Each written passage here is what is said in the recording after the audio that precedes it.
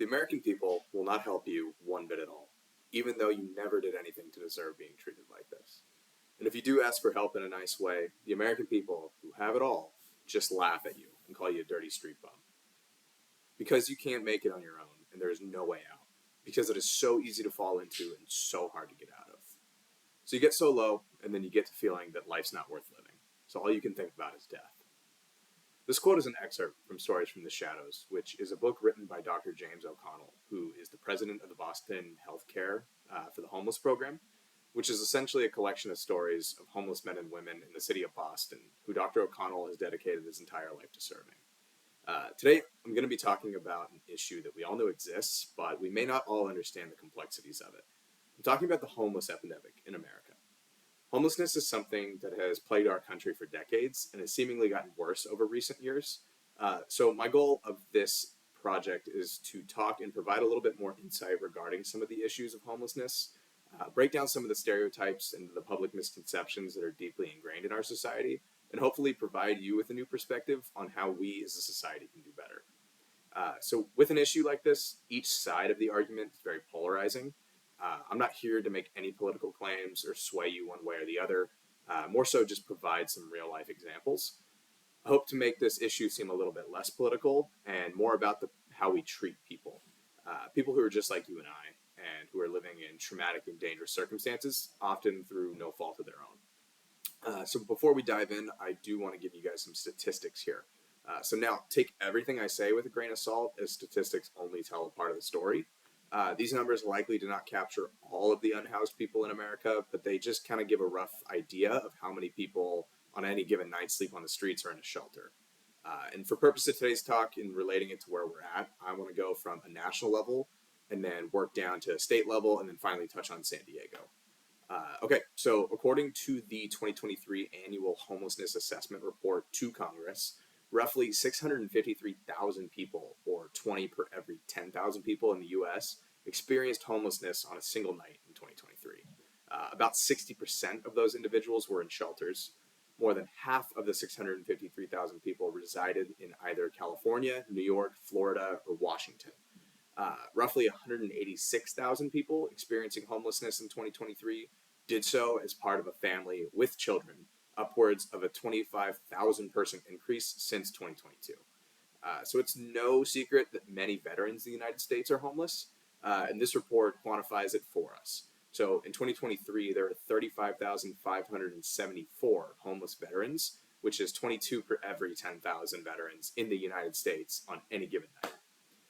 So in an article which was published by the Public Policy Institute of California, about 185,000 people were unhoused on any given night in 2023, which made up roughly 28% of the homeless population in the entire United States.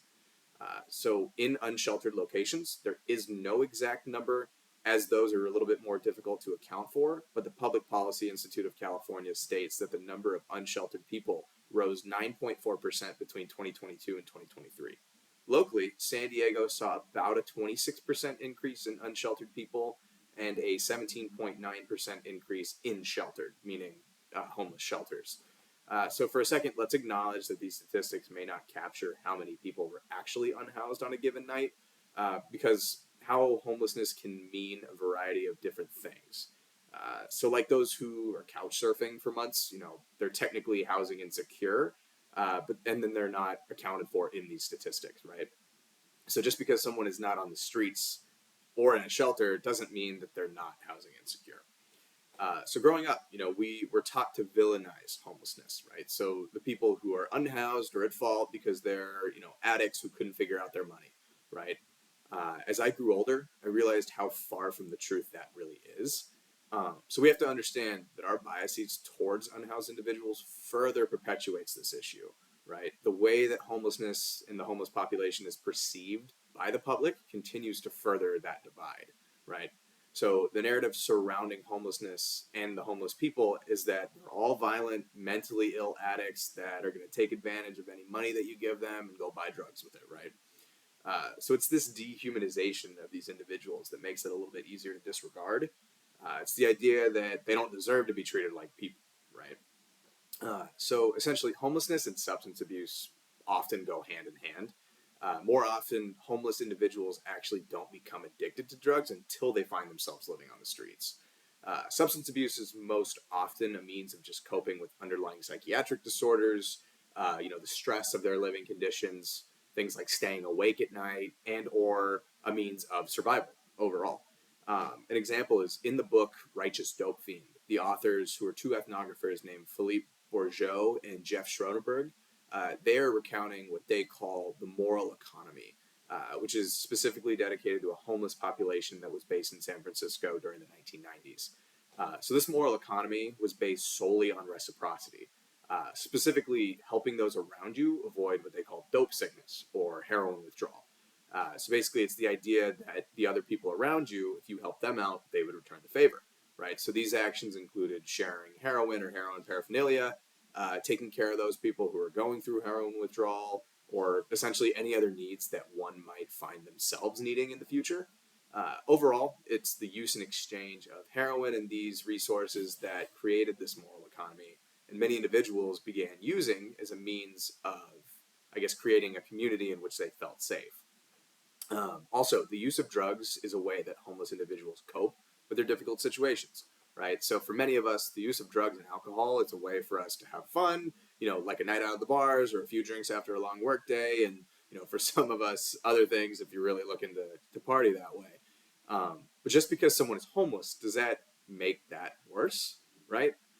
So it's for these individuals, yes, they do use substances and alcohol to chase a high, but many do use drugs to keep themselves safe, right? So when you're out on the streets, you're rarely ever in a safe situation. Many homeless people use drugs to stay awake for long periods of time to protect themselves or their belongings, right? So there's also this stigma that homeless individuals have done something to deserve being on the streets, right? So it's the idea that they're all lazy and they don't have any motivation to go get a job, which is one of the more common beliefs. Did you know that most jobs will not hire somebody who doesn't have an address, right? So because you need an address to open a bank account and you need a bank account to get paid, right? So a homeless person could apply for a job and be denied simply because of this fact. So they could have checked every box. They could have the best personality in the world. They could have a strong work ethic. They could fit the part as far as appearance, you name it, right? But the sheer fact that they don't have an address rips this opportunity away from them. Then what, right? How do you get an address and a bank account without a job and vice versa? So this is the same argument that a lot of people in our generation are actually talking about with the job market right now. So many companies are requiring years of experience for entry-level positions, but how are you supposed to get experience if nobody hires you because of your lack of experience, right? So these issues arise in our day-to-day life, just in different areas. So we can understand when our friends are going through struggles or our family members, typically we'll chalk it up to life is really hard and, but you're a strong person and you'll get through it, right? But for unhoused individuals, they're perceived as lazy or that they don't want to work, and it's just the consequences of their own actions. Okay. So to wrap things up, I'd like to kind of finish off with one of the big ones here. It's the idea of just give them housing, right? You hear that a lot.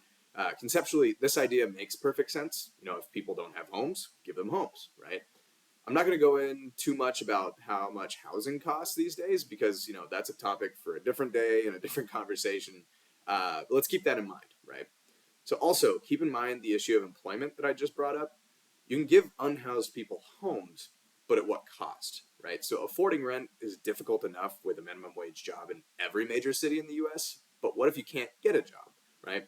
So there's actually a specific story from Stories from the Shadows where an initiative was started in Boston in the 1990s, which was giving prescriptions for housing.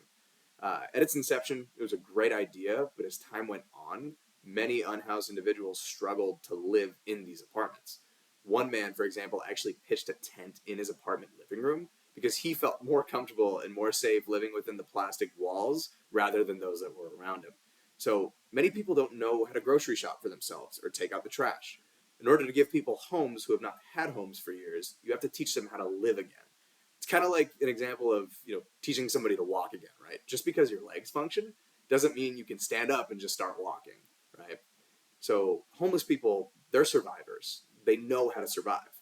These skills, routines, and abilities often are not needed when living in a home or an apartment, right? Giving people homes is a wonderful idea, but so much more goes into it that people fail to realize. So there's actually a great quote from one of the doctors in Stories from the Shadows, and she'd stated, "We need to venture out and deliver care wherever homeless people gather and feel comfortable," right? So we cannot expect homeless people to behave just like we do or meet us where we're at. It's unfair and a bit unkind, actually, to assume that just because we have something, that other people might want it too, right? It's this level of egocentrism that's a little bit difficult for some of us to realize at times. So basically, these arguments are extremely one dimensional for an issue that requires all around attention. All right, I know that was a lot. Everything we just discussed, though, I feel can be kind of summed up into one idea. The focus here is not to approach homelessness like any other issue. This is not solely a matter of government policy or the socioeconomic climate. This is a humanitarian issue. The homeless population is made up of people just like you and I. They don't need some quick fix that will put a band aid over their problem. This is an issue that can only be solved through empathy. This is about humanity and caring for other people, putting ourselves in their shoes to understand what they're going through. When we think about this epidemic, we have to think about them as people and we have to meet them where they're at. We can't expect someone without the proper resources to be able to change their life when the odds are actually stacked against them. So I hope that through this talk, I've actually been able to, I guess, put things in perspective a little bit more for you and kind of demonstrate that your life and someone's life that's living on the street is completely different. However, we are all humans and we all deserve to be treated as such. I'd say we cope with the hardships of life in incredibly similar ways, right? We're afraid of all the same things. And at our nature, we are all social creatures. And I believe that all of us are worthy of socializing. Thank you.